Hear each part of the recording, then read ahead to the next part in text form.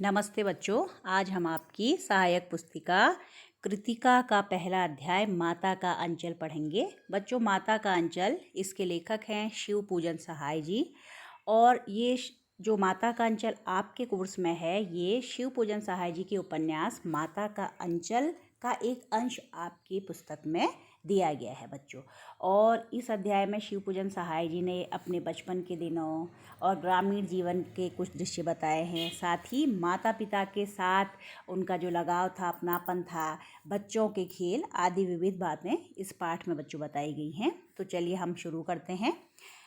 जहाँ लड़कों का संग तहाँ बाजे मृदंग, जहाँ बुढ़ों का संग तहाँ खर्चे का तंग। तो देखिए क्या कह रहे हैं, लड़कों से मतलब यहाँ बच्चों से है। जहाँ बच्चे होते हैं, बच्चों के साथ हम रहते हैं, वहाँ खुशी और उत्साह ही उत्साह दिखाई देता है। आपने देखा होगा कि बच्चों की बातों और बड़ों की बातों में अंतर होता है। जहाँ बड़ों की बातों में बड़ी गंभीरता छाई रहती है, हंसी मजाक कम दिखता है, अपेक्षाकृत कम दिखता है, और बच्चे हमेशा मस्ती में आनंद में रहते हैं, क्योंकि बच्चों जीवन की चिंताएं उन्हें इतनी नहीं होती है। तभी कह रहे हैं कि जहाँ बच्चों के खेल होते हैं वहाँ तो हमेशा मृदंग बजता है। मृदंग ढोलक की तरह का एक वाद्य यंत्र होता है, वहाँ हमेशा हंसी खुशी होती है। और जहाँ बड़े बूढ़े लोग होते हैं वो अपने जीवन की परेशानियाँ कहते हैं, खर्चा इतना हो गया, इन चीज़ों की आवश्यकता है, ये सब जिक्र करते रहते हैं। तो ऐसा बता रहे हैं। अब देखो क्या कह रहे हैं लेखक। हमारे पिता तड़के उठकर निबट नहाकर पूजा करने बैठ जाते थे। हम बचपन से ही उनके अंग लग गए थे। कह रहे हैं कि मेरे पिताजी सुबह तड़के यानी प्रातःकाल जल्दी उठना, तो कह रहे एकदम सुबह उठकर नहाना धोना करके पूजा करने के लिए वो बैठ जाते थे।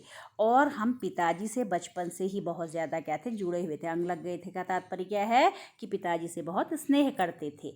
माता से केवल दूध पीने तक का नाता था, और माँ से तो केवल कितना था कि दूध पिया और फिर भाग लिए पिता के बाद। इसलिए पिता के साथ ही हम भी बाहर की बैठक में ही सोया करते थे। कह रहे हैं बाहर जहाँ पिता सोते थे वहीं मैं उनके साथ सो जाता था। वह अपने ही साथ हमें भी उठाते और साथ ही नहला धुलाकर पूजा पर बिठा देते। तो देखो, पिता के साथ लेखक का जो ज़्यादा समय बीता है बचपन का, कह रहे हैं पिता के साथ बीता है। पिता कह रहे हैं हमें भी उठाते थे और साथ ही नहला धुलाकर अपने साथ ही पूजा के लिए बिठा देते थे। हम भभूत का तिलक लगा देने के लिए उनको दिक करने लगते थे। भभूत जानते हैं ना बच्चों? भभूत एक तरह की राख है जो कि कोई भी ज्ञानी व्यक्ति या साधु सन्यासी से लोग अभिमंत्रित करा लेते हैं मंत्र की भी, तो उसे भभूत कहते हैं और उसका विशेष प्रभाव माना जाता है। तो कह रहे हैं हम पिता से कहते थे कि हमें भभूत का टीका आप लगा दीजिए। उनको हम दिक करने लगते थे। दिक करने लगते थे अर्थात परेशान करने लगते थे कि हमें भी ये तिलक लगा दो। कुछ हंसकर, कुछ झुंझला कर और कुछ डांट कर वह हमारे चौड़े लिलार में त्रिपुंड कर देते थे।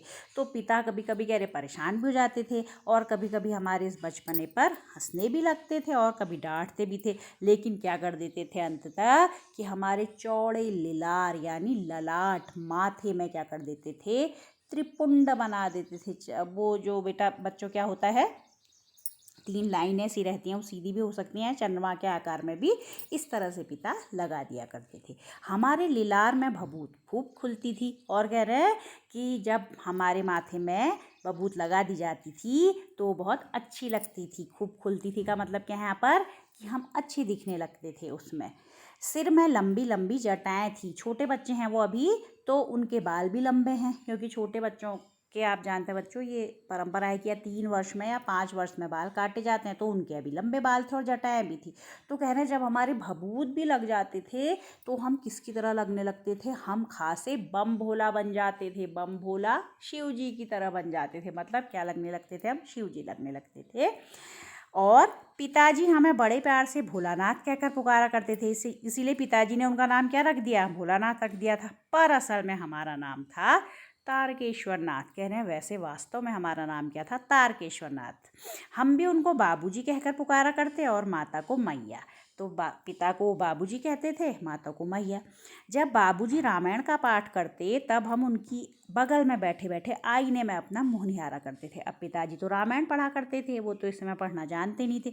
तो कह रहे वहाँ पर जो आईना रखा होता था तिलक आदि लगाने के लिए, हम उसमें अपना चेहरा देखा करते थे कि अब हम कैसे लग रहे हैं। जब वह हमारी ओर देखते तब हम कुछ लजा कर और मुस्करा कर आईना नीचे रख देते थे। तो क्या होता था, जब पिताजी देखने लगते थे तो थोड़ा उनको संकोच हो जाता था कि पिताजी देख रहे हैं कि मैं शीशे में अपना चेहरा देख रहा हूँ। वह भी मुस्करा पड़ते थे और पिताजी भी मुस्कुराने लगते थे।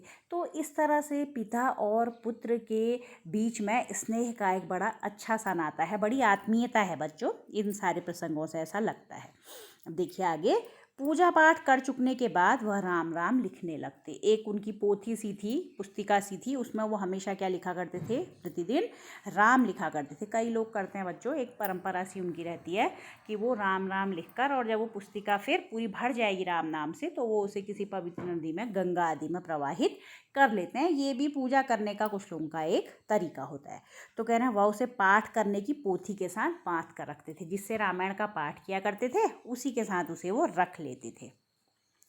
और फिर 500 बार कागज के छोटे छोटे टुकड़ों पर राम नाम लिखकर आटे की गोलियों में लपेटते और उन गोलियों को लेकर गंगा जी की ओर चल पड़ते थे। तो लेखक के पिता क्या करते थे, 500 बार जब वो राम नाम लिख लेते थे, उन्हें कागज के छोटे छोटे टुकड़ों पर लिखने के बाद आटे की गोलियों में लपेट देते थे और गंगा जी की ओर प्रवाहित करने चले जाते थे। तो तब भी लेखक उनके साथ ही रहते थे। देखिए चित्र में आपको दिखाई देगा लेखक और पिता का कैसा आत्मीय रिश्ता था। कभी ये देखिए पेड़ पर उनके साथ बैठे हुए हैं और कभी क्या कह रहे हैं कि उनके कंधे पर आ जाते थे। छोटे बच्चों को पिता अक्सर ले लेते हैं कंधे पर, है ना, तो कंधे पर कह रहे हैं, हम कंधे पर आ जाते थे। जब वह गंगा में एक एक आटे की गोलियां फेंक कर मछलियों को खिलाने लगते तब भी हम उनके कंधे पर ही बैठे बैठे हंसा करते थे। तो वो क्या करते थे, उन आटे की गोलियों को मछलियों को खिलाने के लिए देते थे। इस तरह से एक पुण्य कार्य वो किया करते थे। कह रहे तब भी हम कंधे पर ही बैठकर आनंद लेते थे सारे दृश्य का। जब वह मछलियों को चारा देकर घर की ओर लौटने लगते तब बीच रास्ते में झुके हुए पेड़ों की डालों पर हमें बिठाकर झूला झुलाते थे। ये आपने देखा ना इस चित्र में जो दिखाया गया है कि रास्ते में आने पर पिता क्या करते थे, पेड़ों की डाल पर बिठा देते थे। इस तरह से पिता भी थोड़ी अपनी थकान कम कर लेते होंगे क्योंकि लगातार बच्चे को कंधे में रखा है। तो कह रहे हैं कि क्या करते थे वो, कि हमें पेड़ों की डालियों पर बिठाकर झूला झुलाते थे। और देखो पिता और पुत्र के अन्य भी खेल, अन्य आनंद जो उन दोनों के बीच छाया हुआ था, पिता और पुत्र के बीच का स्नेह, वात्सल्य, ठीक है, माता पिता का जो स्नेह होता है बच्चों से क्या कहा जाता है, वात्सल्य। तो और भी उसके प्रसंग अभी लेखक यहाँ पर बता रहे हैं कि किस तरह से पिताजी हमें खेल खिलाया करते थे। कभी कभी बाबूजी हमसे कुश्ती भी लड़ते, बच्चों के साथ करते हैं ना मस्ती मस्ती में कुश्ती, तो वही करते थे। वह शिथिल होकर हमारे बल को क्या करते थे, बढ़ावा देते थे। बच्चों को अक्सर खुश करने के लिए बड़े क्या करते हैं, खुद हार जाते हैं। ऐसा तो है नहीं कि बच्चों से उनकी ताकत कम है, लेकिन बच्चों को खुश करने के लिए क्या करते हैं, बड़े खुद कभी कभी कमज़ोर पड़ जाते हैं। तो उनकी अब और बताते हैं कि ऐसा दिखाते हैं जैसे बच्चों की शक्ति जाता है। तो कह रहे कि वो मुझे क्या कर देते थे, हमेशा जीतने देते थे और हम उनको पछाड़ देते थे। कह रहे हैं पिताजी को हम हरा देते थे। यह उतान पड़ जाते और हम उनकी छाती पर चढ़ जाते थे। जब हम उनकी लंबी लंबी मूछें उखाड़ने लगते तब वह हंसते हंसते हमारे हाथों को मूछों से छुड़ाकर उन्हें चूम लेते थे। अब बता रहे बड़ा रोचक प्रसंग, कह रहे हैं कि पिताजी कभी कभी उल्टे लेट जाते थे। उतान यानी क्या करने लगते थे, लेट जाते थे, पीठ के बल लेट जाते थे। तो वो उनकी छाती पर बैठ जाते थे और पिता की फिर मूछें उखाड़ने लगते थे और पिताजी हंसते हंसते क्या करते थे, बच्चे को चूमने लगते थे, लेखक को चूमने लगते थे। और लेखक से भी पिताजी भी फिर क्या करते थे कि मुझे दोनों गालों पर चुम्मा दो, खट्टा और मीठा। एक गाल के चुम्मे को उन्होंने खट्टा कह दिया, एक को मीठा। तो कह रहे हैं कि पिताजी भी इस तरह से हमसे चुम्मा मांगा करते थे। फिर देखिए बाएं का खट्टा चुम्मा लेकर जब वह दाहिने का मीठा चुम्मा लेने लगते तब अपनी दाढ़ी या मूछ हमारे कोमल गालों पर गड़ा देते थे। पिताजी भी उनके साथ मस्ती करते थे, अपनी दाढ़ी मूछ बच्चे के कोमल कोमल गालों पर क्या किया करते थे, चुभा देते थे। हम झुंझलाकर फिर उनकी मूछें नोचने लगते थे और लेखक कह रहे फिर गुस्से में हम क्या करते थे, फिर से दोबारा उनकी मूछें खींच लेते थे। और पिताजी फिर ये दिखाते थे मानो उन्हें बहुत दर्द होने लग गया है, तो फिर वो रोने लगते थे, बनावटी रोने लगते और अलग खड़े खड़े खिलखिलाकर हंसने लग जाते थे। तो पिताजी भी पूरी तरह से मतलब लेखक जब छोटे थे उनके खेल में शामिल हो जाते थे। अब देखो खेल कूद कर आ गए हैं गंगा से, सुबह का इनका कार्यक्रम हो चुका है। तो अब घर आ जाएंगे और घर में अब इनके खाने पीने का कार्यक्रम चलेगा। वो कैसे होता था ये लेखक ने बताया है। उनके साथ हंसते हंसते जब हम घर आते तब उनके साथ ही हम भी चौके पर खाने बैठते थे। चौके जानते हैं आप, पहले से लोग रसोई में बैठकर खाया करते थे। छोटी छोटी चौकियाँ होती थी लकड़ी की बनी हुई। तो कह रहे हम उनके साथ बैठ जाते थे चौके पर। जब वह हमें अपने ही हाथ से फूल के एक कटोरे में गोरस और भात सान कर खिलाते थे। और क्या खिलाते थे पिता उन्हें? एक फूल की डिज़ाइन वाला कटोरा था, उसमें गोरस, दही या दूध में से कुछ, उसके साथ भात मिलाकर सान कर मिलाकर खिलाते थे। जब हम खाकर अफड़ जाते यानी जब हमारा पेट भर जाता तब मैया थोड़ा और खिलाने के लिए हट करती थी। तो माँ कहती थी अभी और खिलाना है तुम्हें। वह बाबूजी से कहने लगती आप तो 4-4 दाने के कौर बच्चे के मुँह में देते जाते हैं, इससे वह थोड़ा खाने पर भी समझ लेता है कि हम बहुत खा गए। आप खिलाने का ढंग नहीं जानते, बच्चे को भर मुँह कौर खिलाना चाहिए।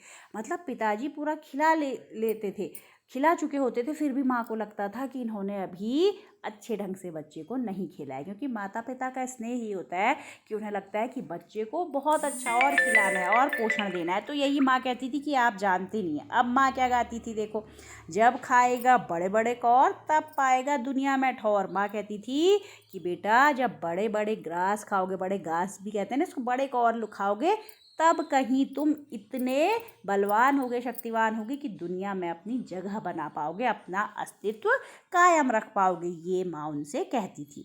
देखो फिर क्या कहती, देखिए मैं खिलाती हूँ, मर्द हुए क्या जाने कि बच्चों को कैसे खिलाना चाहिए, और महतारी के हाथ से खाने पर बच्चों का पेट भी भरता है। माँ क्या कहती थी, मर्द हुए यानी आदमी लोग, मर्द लोग क्या जाने बच्चों को कैसे खिलाते हैं। देखो माँ के हाथ से, महतारी यानी माँ के हाथ से खाने पर बच्चों का पेट भरता है। ऐसा कहकर माँ अपने तरीके से फिर खिलाने लगती थी। यह कहकर वह थाली में दही भात शांति और अलग अलग तोता, मैना, कबूतर, हंस, मोर आदि के बनावटी नाम से कौर बनाकर यह कहते हुए खिलाती जाती कि जल्दी खा लो नहीं तो उड़ जाएंगे। तो माँ क्या कहती थी, सब पक्षियों के नाम लेती थी कि ये तोते क्या हिस्से का है, मैना के हिस्से का, अगर तुम नहीं खाओगे तो ये उड़ जाएंगे। तो वो लेखक कह रहे हैं कि हम इसी फिक्र में कि वो उड़ ना जाएं इतनी जल्दी जल्दी खा लेते थे कि तोता, मैना, कौवा मानो कोई उड़ते ही ना होंगे। तो इस तरह से बच्चों इसमें लेखक ने बताया है कि किस तरह से बचपन में माता पिता स्नेह उन्हें करते थे और कैसे उनका पालन पोषण बचपन में हुआ था। आगे देखो, जब हम सब बनावटी चिड़ियों को चट कर जाते थे तब बाबूजी कहने लगते अच्छा अब तुम राजा हो, जाओ खेलो। अब खाना पीना खा लिया तो सोच रहे चलो बच्चा थोड़ी देर खेल भी ले। पिता ने कहा अब तुम राजा हो गए हो तो जाओ तुम अब खेलो। अब लेखक क्या करेंगे, बस हम उठकर उछलने कूदने लगते थे, फिर रस्सी में बंधा हुआ काठ का घोड़ा लेकर नंग धड़ंग बाहर गली में निकल जाते थे।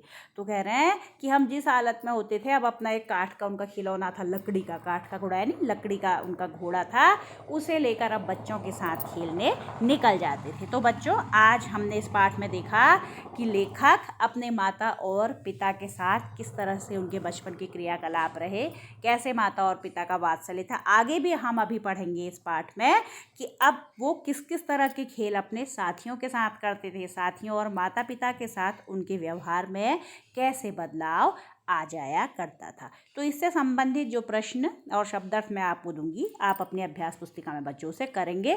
साथ ही शिव पूजन सहाय जी का जीवन परिचय भी मैं भी आपको दूंगी, उसे भी आप अभ्यास पुस्तिका में नोट करेंगे। धन्यवाद।